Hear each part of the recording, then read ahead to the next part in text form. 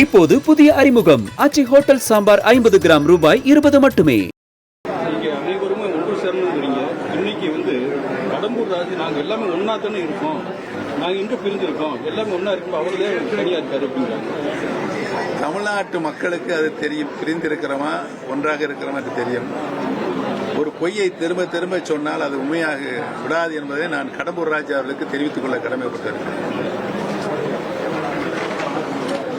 இன்றைய கூட்டத்தில் நீங்க எடுத்த முடிவு என்ன? இந்த கூட்டத்தில் இன்னைக்கு ஆலோசனை கூட்டம் மாவட்ட அளவில் நடத்திருக்கீங்க. இந்த கூட்டத்தில் கழகத்தினுடைய அனைத்து தேனி மாவட்டத்தில் கழகம் ஒன்றாக இருக்கும்போது என்னென்ன நிர்வாகிகள் இருந்தார்களோ அவர்கள்லாம் அப்படியே இருக்காங்க.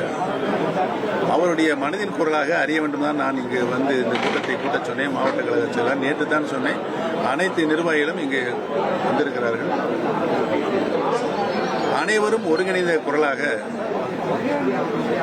தலைமை அனைத்து இந்திய அண்ணா முன்னேற்ற கழக தொண்டர்களின் உரிமை மீட்டெடுக்கின்ற கழகமாக இருக்கின்ற இந்த கழகத்தினுடைய தலைமை முடிவுக்கு நாங்கள் கட்டுப்படுவோம் என்று சொல்லியிருக்கிறார்கள். அனைவரும் ஒருமித்த குரல்.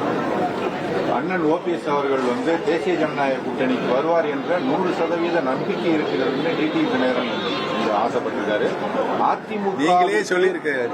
அதிமுக நீங்களே இப்ப என்ன சொன்னீங்க?